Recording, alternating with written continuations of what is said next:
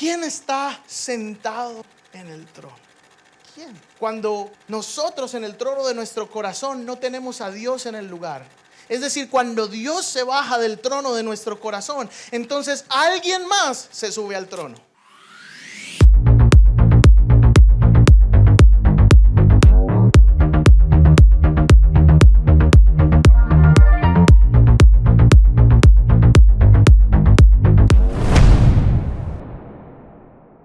Hoy quiero compartirte una palabra que se llama el trono de Dios. Diga conmigo, el trono de Dios. El trono de Dios. Yo tengo una silla igualita en la casa también, en mi cuarto donde oro. Y aquí atrás también. Y yo me acuerdo de esto porque cuando yo estaba pequeño, tenía como unos 13, 14 años, pues yo tuve mi primer encuentro con la persona del Espíritu Santo. Entonces yo me enamoro de él y yo hago un letrero grande que decía amigos por siempre, y organicé una silla, no tan bonita como esas, pero organicé una silla en el cuarto donde oraba en mi casa, y yo le prohibía a la gente sentarse ahí porque le decía, lo voy a aplastar. Porque para mí era importante darle un lugar a Dios, de que Dios fuese honrado, y quizás puede ser una bobada para algunos, pero para mí el poder honrar a Dios en esas pequeñas cosas me lleva a honrar a Dios en grandes cosas, porque soy consciente de su presencia, soy consciente de que Él está. Entonces cuando somos conscientes de que Él está, empiezan a ocurrir cosas extraordinarias.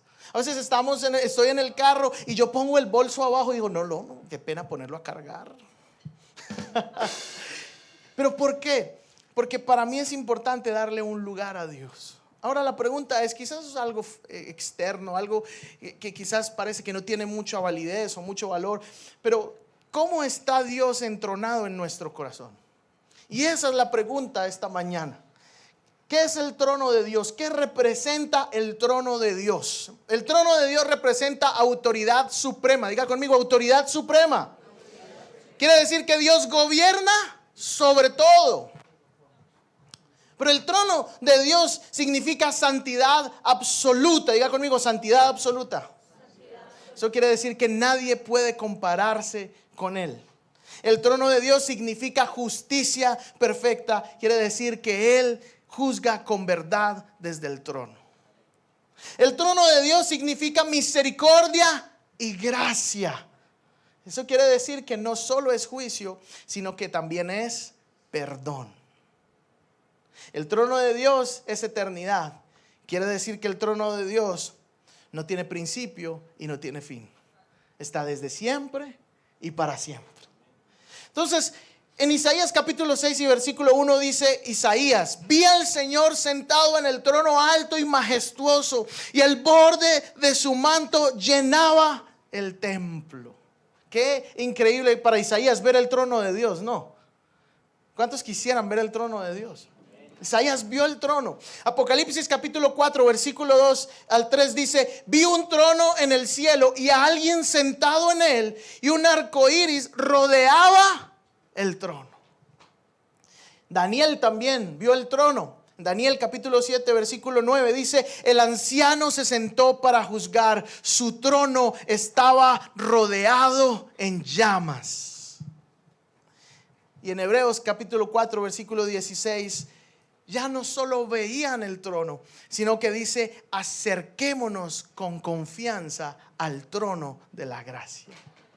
En el Antiguo Testamento había una particularidad, y era que aquellos que quizás se acercaban al trono, si no estaban bien, podían morir. Ahora, después de Jesús, antes tenemos la invitación de que nos acerquemos confiadamente al trono de su gracia. Ahora tenemos acceso al trono de la gracia de Dios. ¿Están aquí conmigo? Entonces, yo quiero hacerle una pregunta. ¿Por qué? ¿Qué es lo que hay entronizado en tu corazón? En realidad, Dios está en el trono de tu vida, porque para algunos Dios es solamente Dios, mas no es su rey. Para algunos es quizás su salvador, pero no su rey. ¿Por qué? Porque tú puedes decir: es que Dios es mi salvador. Pero ¿por qué no es tu rey? Porque tú no dejas que Él gobierne. ¿Están acá? Tú no dejas que Él gobierne tu vida. Tú no dejas que Él gobierne tus decisiones, que Él te ayude a tomar las decisiones. No estamos teniéndolo en cuenta en todo lo que hacemos. Por eso la pregunta es, ¿qué lugar ocupa Dios en tu vida?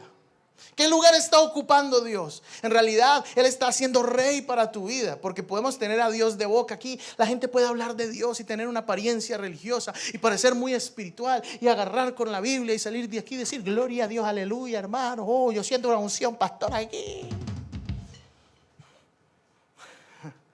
Aquí uno puede tener una apariencia religiosa, levantar las manos y parecer con cara de ponqué. Pero en realidad podemos tener a Dios de boca, podemos tener una apariencia religiosa, pero no podemos no tener a Dios entronizado en nuestro corazón. Por eso hay gente que tiene una buena apariencia religiosa, pero no tiene obediencia. Hay gente que tiene una buena apariencia religiosa, que puede ir a la iglesia, pero no hace lo que Dios lo llamó a hacer. Hay gente que parece ser muy espiritual, pero nunca obedece a Dios. Pero eso no es gente que viene acá. Es otra gente diferente, pero es para tenerlo en cuenta. De que tenemos que poner a Dios en ese lugar.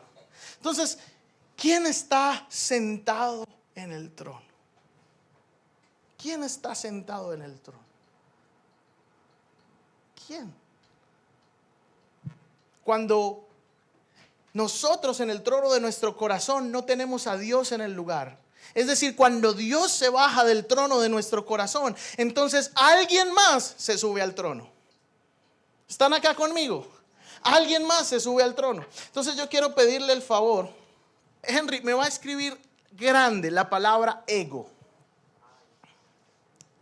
Rafa me va a escribir la palabra miedo. Sara me va a escribir la palabra pecado. Me vas a escribir, porfa, Isa, la palabra ansiedad. Y Esteban me va a escribir la palabra control. Ya está. Listo. Miedo, ego es sin H, Henry. No, mentiras. Entonces, cuando en el trono de nuestra vida Dios no está gobernando, entonces hay algo nuevo que viene a gobernar. Entonces de repente, venga Henry para acá, viene el ego a querer gobernar en el trono de nuestra vida.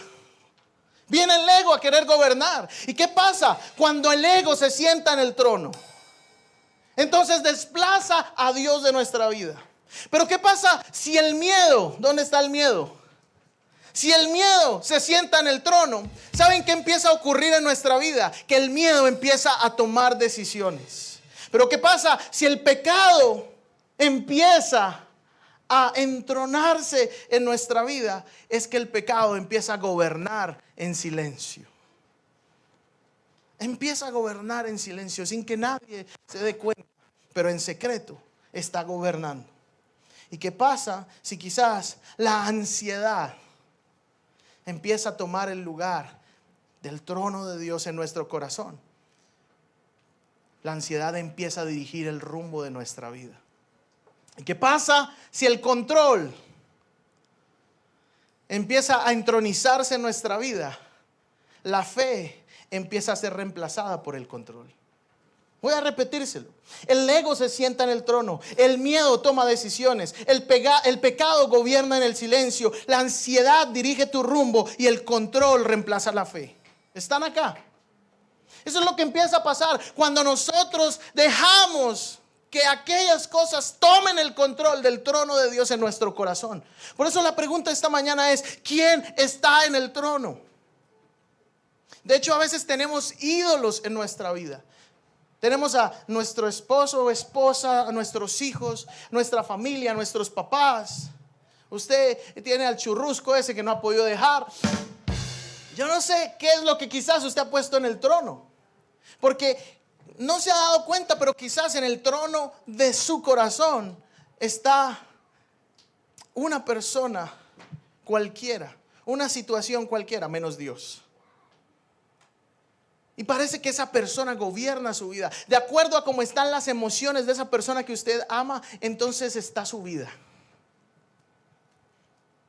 Hay personas a las que se les acaba la vida cuando el ídolo de su vida empieza a reaccionar de maneras incorrectas, cuando se va de su vida. ¿Por qué? Porque el trono de su corazón estaba siendo gobernado por alguien. que no era Dios. ¿Están acá conmigo?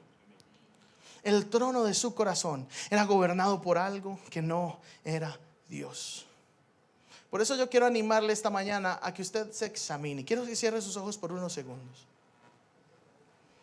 Y ahí con sus ojos cerrados, yo quiero que usted le pueda decir: Señor, revela qué hay en el trono de mi corazón. Dígale: Señor, muéstrame quién está gobernando. ¿Quién está gobernando? ¿Qué es lo que me gobierna? ¿Qué es lo que mueve mi vida?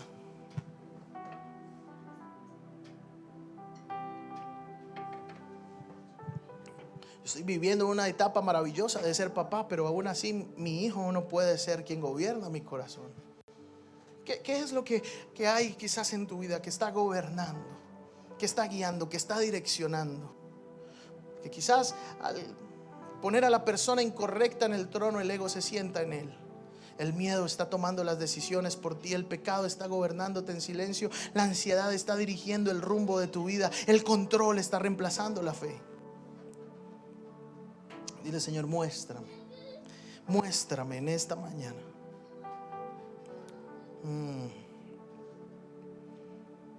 Muéstrame. ¿Alguien ha identificado algo esta mañana? Ahora la pregunta es: ¿cómo podemos nosotros volver a entregarle el control a Dios? Pues en primer lugar, entregándole el control. ¿Cierto? Es como en mi casa, mi esposa siempre tiene el control remoto. ¿Cuántos pelean en su casa por el control? Henry puso una cara de tragedia.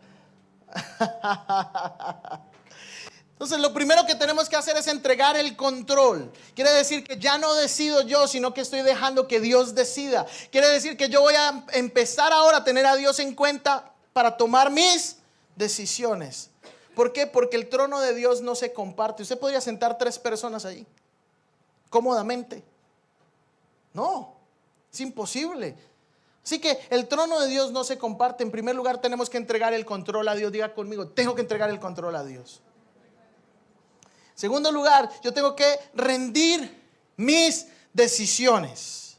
Es decir, no solamente entregarle al Señor los domingos en la reunión, un momentico de oración, nuestras canciones, sino poderle entregar a Dios nuestras relaciones, nuestras finanzas, nuestros planes, nuestro futuro. Todo lo que somos, podamos entregárselo al Señor. Porque a veces somos: Señor, yo te entrego todo, pero esto no me toque esto. Esto es mío. Esta relación me pertenece, esta situación me pertenece. Te lo entrego todo excepto esto. Pero tenemos que entregarle a Dios completamente todo. ¿Usted confía en que Dios es un buen administrador de lo que Él mismo le dio? Entonces, ¿por qué duda de que lo que Él le dice para hacer es lo correcto?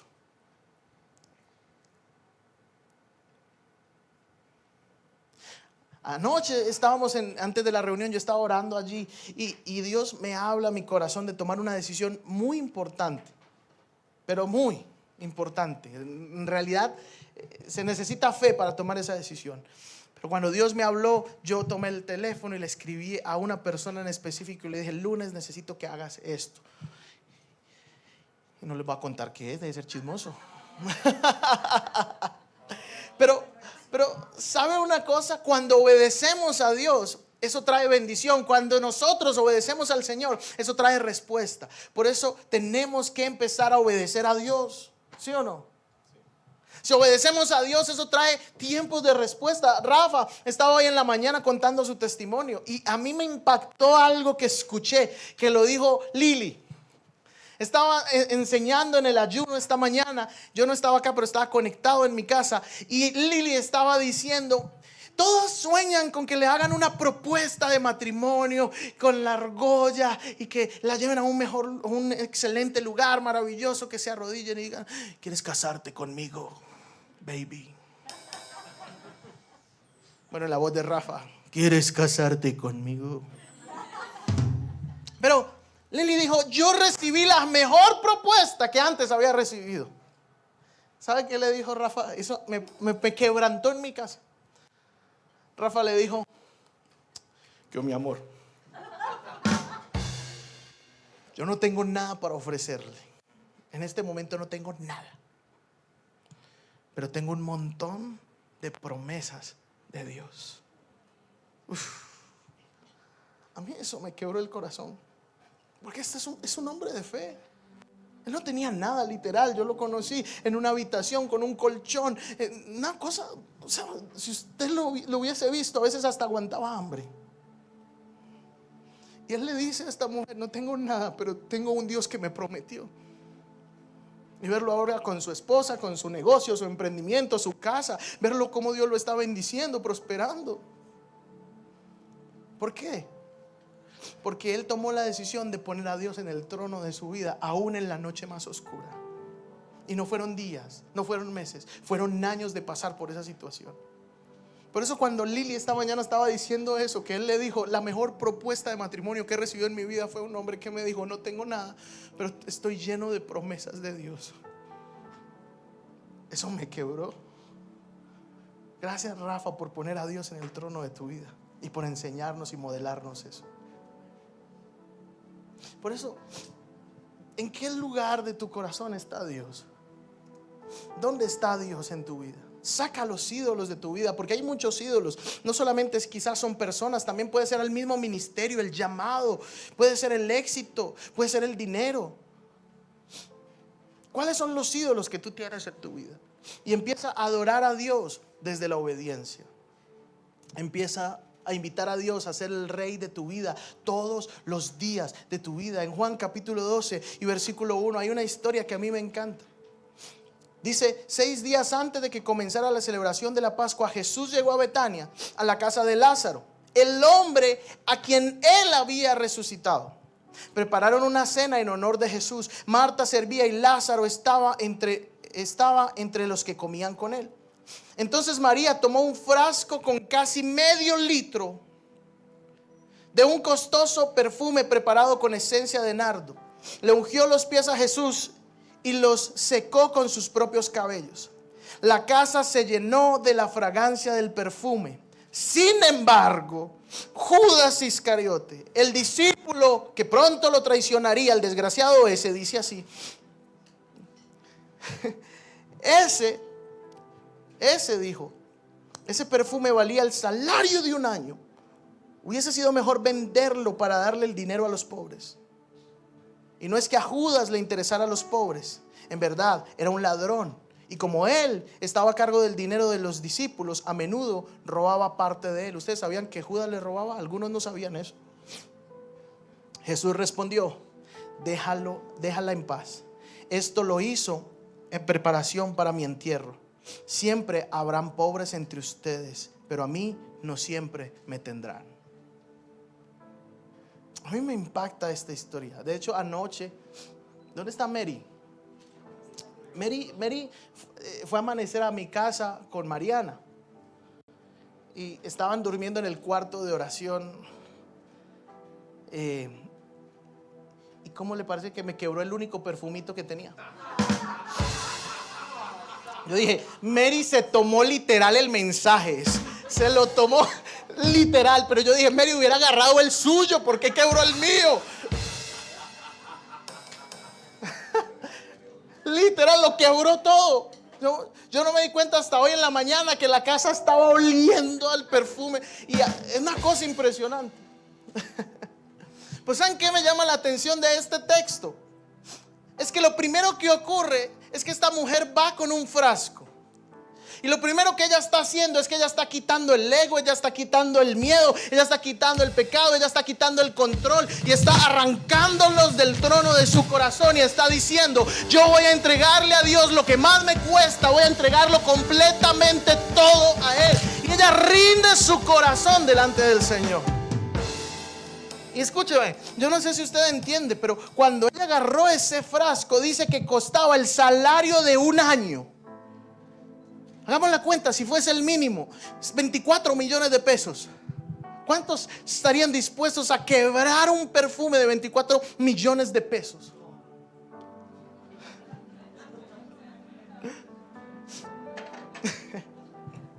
No está Oscar, pero está Juan. ¿Cuántos? Todo el salario de un año, pero esta mujer lo quiebra delante de Jesús. ¿Y saben qué significaba en la época ungir a una persona, y más en los pies? Significaba que estaba reconociendo que era un rey o un sacerdote o alguien de autoridad. Así que esta mujer lo que estaba diciendo es: yo reconozco que tú eres Dios. Yo reconozco que tú no solamente eres Dios, eres el rey de mi corazón, eres mi Señor. Y ella quiebra el frasco y lo derrama delante de él. Saben que muchas veces poner a Dios en el trono significa que tenemos que quebrar cosas porque duele, pero que vale la pena entregar aquello que sabemos que a Dios no le agrada, porque la obediencia traerá bendición. A veces tendremos que quebrar cosas que nos cuesta. A veces tendremos que quebrar cosas, relaciones, personas, negocios que sabemos que están turbios y no están bien, yo no sé qué, pero que cuando vamos delante de Jesús, ¡pum!, se quiebra. Señor, yo me quiebro delante de ti, rindo mis coronas delante de ti.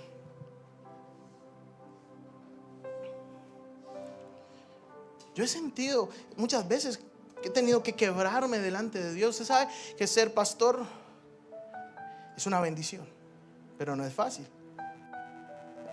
En estos días alguien me decía: ay, pastor, estoy, ¿qué sirve? Me decía: pastor, estoy emocionalmente más o menos y no quisiera servirle a Dios. Este fin de semana, cuando esa persona me decía eso, yo decía: ¿cuántas veces yo he estado quebrado aquí y estoy predicando y ministrando? Yo decía: Señor, vale la pena darlo todo para ti. De hecho, hace como unos meses atrás estaba teniendo un día difícil. Estaba aquí predicando, ministrando, y el Señor me empieza a hablar de que ore por un grupo de personas en específico. Y yo le dije: Señor, hoy no, yo no quiero. Créanme, a veces me paro aquí que quisiera estar en mi casa llorando. ¿Y saben qué es lo más lindo? Que cuando estoy ministrando, la presencia de Dios me llena, me fortalece y me da ánimos para seguir. Pero después de que lo hago, yo veo respuesta, yo veo la presencia de Dios, yo veo al Señor levantándome. Por eso a veces quizás poner a Dios en el trono es morir a nuestro yo y quebrar delante del Señor el mejor perfume. Quebrar lo mejor. ¿Qué cosas quizás tú tienes que quebrar hoy delante del Señor? ¿Qué cosas tienes que entregar que quizás van a doler? ¿Qué relaciones, qué personas, qué situaciones, qué negocios? ¿Qué es eso que te duele, que tienes que entregarle a Dios? ¿Qué cuesta? Pues esta mujer dijo: no me importa nada. No me importa lo que la gente diga, no me importa lo que la gente hable. Yo solamente quiero quebrar mi mejor perfume delante de Jesús. Por eso, para poder entronar a Dios, algo tiene que romperse. El orgullo, la prepotencia, la arrogancia. Hay muchas cosas que tienen que romperse. Porque hay cosas que no se entregan suavemente, que no se rinden negociando. Ah, Señor, pero yo te entrego todo, pero esto no me lo toque. Hay cosas que solo se entregan rompiéndose. Así que quizás tienes que entregar el orgullo, la prepotencia, la arrogancia, el control, el apego, esa codependencia emocional que tienes a una persona, para decirle: Señor, ven y gobierna en mi vida. Pero ¿saben qué es lo lindo de este mensaje? Que cuando esta mujer quiebra el perfume delante de Jesús, dice la Biblia que la casa se llenó del aroma del perfume. Así como Mary dejó mi casa vuelta a nada, la casa se llenó del aroma del perfume. Oiga, Señor, usted propicia todo hasta para enseñar. Qué casual, ¿no? Que quiebre mi perfume en el cuarto de oración, pero el mío, no el de ella. La casa se llenó del aroma del perfume. Todos percibían, ya no estaba oliendo a la comida que Marta estaba haciendo, ya no olía a frijolitos con hogao. Ya, bueno, yo no sé si están haciendo obviamente no sé qué estarían cocinando, pero ya no olía lo que ella estaba cocinando. Ya no olía la comida de todos, ya olía el perfume. ¿Saben por qué? Porque cuando alguien pone a Dios en el trono de su vida, entonces todo lo que toca se impregna del perfume. Todo lo que se acerca a Él se impregna del perfume. ¿Están acá? Yo he escuchado personas que me dicen: ay, y usted dándole toda su juventud metido en una iglesia. Toda su juventud metida en una iglesia. Desde niño, un adolescente. Y yo le hago la pregunta: ¿y qué más quiere que haga? ¿Qué estaría haciendo hoy domingo pasando un guayabo? Estaría quizás buscando cuál es la rumba del fin de semana. Porque cuando Dios no está en nuestra vida, lo único que estamos buscando es momentos que nos eleven emocionalmente. ¿Qué voy a hacer el próximo fin de semana? Por eso el lunes es el más deprimente para muchos. Hasta que llega el jueves y medio se componen. Y el viernes que buscan algo para hacer. Y después el domingo se vuelven a sentir vacíos. Yo le hago la pregunta a esa gente: ¿y entonces qué quiere que yo haga? Que no esté en la iglesia sirviendo a Dios, buscando a Dios. Quiere que entonces esté buscando ¿dónde nos vamos a ir a rumbear? ¿Y qué vamos a hacer?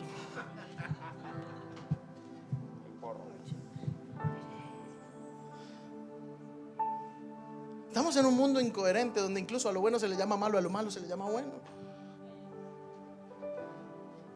Yo le doy gracias a Dios que toda mi vida he podido servir al Señor, porque vale la pena gastarnos para Dios. Vale la pena darle el mejor perfume. Darle la pena entregarle nuestra vida, nuestro corazón, todo lo que somos al Señor. Vale la pena entregar el mejor perfume al Señor. Hace 2 días atrás estaba... Bueno, 3 días atrás me fui a comer con un amigo, uno de los muchachos de la alabanza, Carlos. Y este amigo y yo nos fuimos a comer. Yo lo invité, le dije: vamos a comer a un lugar que yo conozco, que es bueno. Bueno, y fuimos, y Mauro también estaba. Mauro pidió un perro y mi amigo y yo pedimos una hamburguesa. Pues las hamburguesas nos intoxicaron. Mauro se salvó. Y a las 5 de la mañana me escribe: Manuel, que te recuperes. Hey, Paz, ¿a usted no le hizo daño esa hamburguesa? Yo no he dormido vomitando. Y yo: nos intoxicamos. Yo tampoco. Pero él no se cuidó y se puso mal y me tocó llevarlo al hospital antier. Él estaba que no podía ni caminar. Se deshidrató. Enfermo. Toda una noche enfermo. Se fue a trabajar sin desayunar, sin almorzar. El cabezón ese. Me tocó irlo a llevar a urgencias. Entonces estábamos en urgencias. Lo atienden ahí. Bueno, me imagino que lo estaban hidratando y demás. Pero yo bajo un momento y estaba en el ascensor. Antes de subir habían 2 señoras. Estaba yo de tercero y había otra atrás. Y de repente esta señora empieza así. Y le da un ataque y se sienta. Y empieza a llorar. Las 2 señoras que estaban adelante de mí miraron como: ay, pobrecita. Ay, qué pesada. ¿Quién sabe qué le pasó? Y todos nos mirábamos así, ese momento incómodo, esperando el ascensor, una muchacha llorando y todos ahí como: ¿qué le habrá pasado? Llega el ascensor y las 2 mujeres se van, pero yo me quedo. Y le digo a ella: ¿puedo orar por ti? Esta mujer empezó a los gritos. Cuando empecé a orar, empezó a los gritos a llorar. Y Dios le dio fuerzas nuevas. Yo me hago una pregunta: si yo no le hubiera dado mi vida al Señor, ¿cuál sería el aroma que hubiese salido de mí en el momento más difícil de la vida de esta mujer, cuando le estaban diciendo que su esposo estaba en las últimas? ¿Cuál sería el aroma que hubiese salido de mí si yo no hubiese tomado la decisión de quebrar mi vida para el servicio del Señor? La invito a una rumba. Si va a quedar soltera, le doy mi número.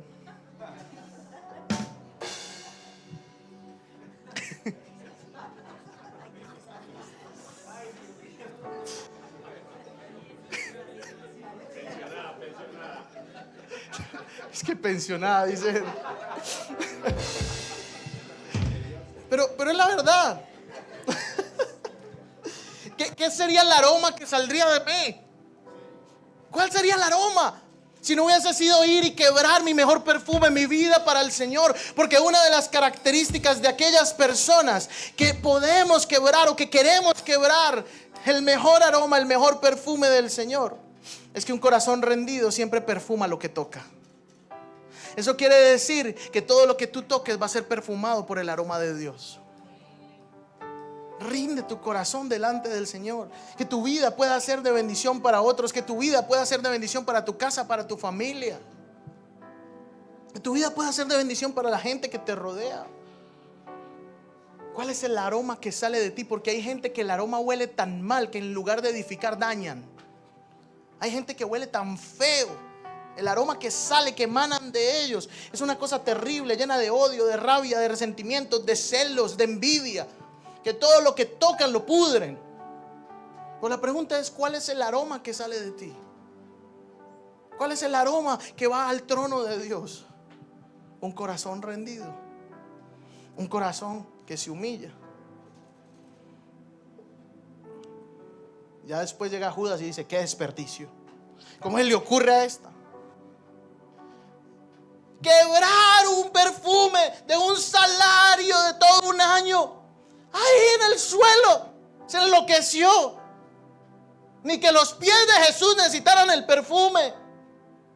Y después como loca, secándole con el cabello, se enloqueció. Eso se lo hubiéramos dado a los pobres y yo lo administro mejor. ¿Sabe por qué? Porque el espíritu religioso siempre va a criticar a todo aquel que quiere honrar a Dios.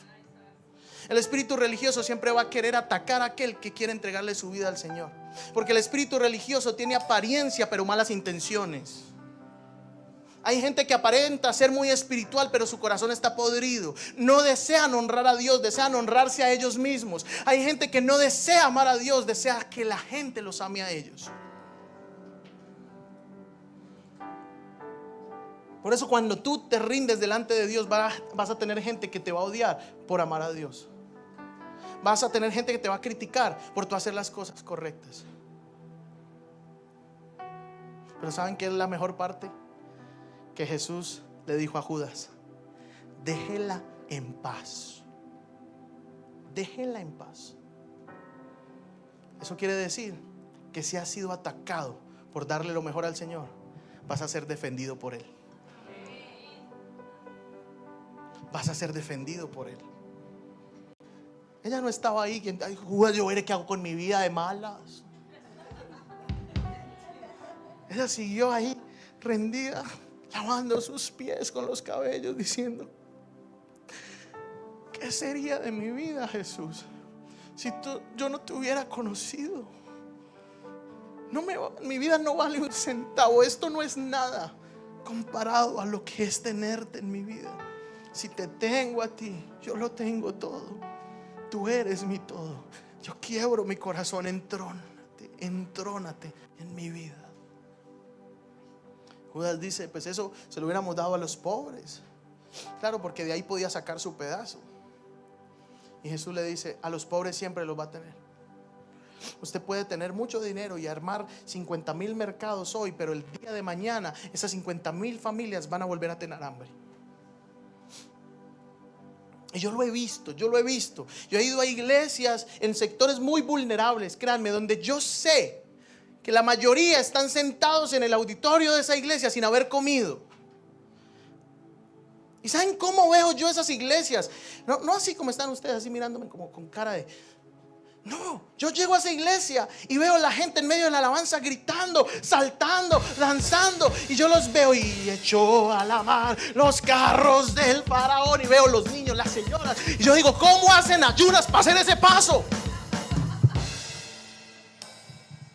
Un gozo, una alegría. ¿Y saben qué es lo que más me impacta cuando yo voy a esos lugares? Yo digo, quizás no han comido nada, pero Cristo en ellos es la esperanza de gloria. No hay nada que pueda darles más esperanza que poder tener a Jesús en sus vidas. Por eso Jesús le dice, no le preste atención, no se meta con ella. porque los pobres siempre los vas a tener, pero ella escogió la mejor parte. Estoy parafraseando. Es ponerme en el trono de su vida. Y poner en el trono significa que Dios gobierna, que Dios juzga, pero que Dios perdona, que Dios direcciona, que Dios es nuestro guía, de que quien nos creó y nos diseñó, le estamos dando el lugar para guiarnos conforme a como Él sabe que funcionamos. Yo quiero animarte a que tú puedas poner al Señor en el trono de tu vida en esta mañana. Y quiero que ahí donde estás tú puedas cerrar tus ojos por un momento y le puedas decir: Señor, yo me rindo delante de ti, que tú estés en el trono de mi vida. Y eso es un trabajo de todos los días. Yo también sé, a veces uno tiene proyectos, cosas para hacer, y cuando menos se lo imagina, uno está sacando a Dios de la ecuación y tiene que volver a Dios para decirle: Señor, toma el control. No quiero tomar decisiones sin tu dirección. No quiero avanzar si no es por tu guianza. Guíame, enséñame, que tú estés en el trono de mi vida. ¿A dónde iré si solo tú tienes palabras de vida eterna? ¿A dónde iré si solo tú eres mi esperanza? ¿A dónde iré si solo tú eres mi identidad? Dile: Señor, entronízate, entrónate, Señor, en mi corazón, entrónate, que tú seas entronizado en mi vida, en mi corazón, entrónate. Toma, Señor, mi vida, aún mis pensamientos. Señor, yo tengo la mente de Cristo. Declare: yo tengo la mente de Cristo. Por eso en todo lo bueno, en todo lo agradable, en todo lo honesto, en esto pienso. Diga: renuevo mis pensamientos. Toma el control de mi vida. Direccióname, guíame. Toma el control. Gracias por estar con nosotros hoy. No salimos iguales porque su presencia ha estado aquí. Lleva contigo lo que el Espíritu Santo sembró en tu corazón. Que nada ni nadie apague el fuego que fue encendido. Te animamos a seguir conectado durante la semana, en tu mesa de vida, en oración, en comunidad y también a través de nuestras redes sociales.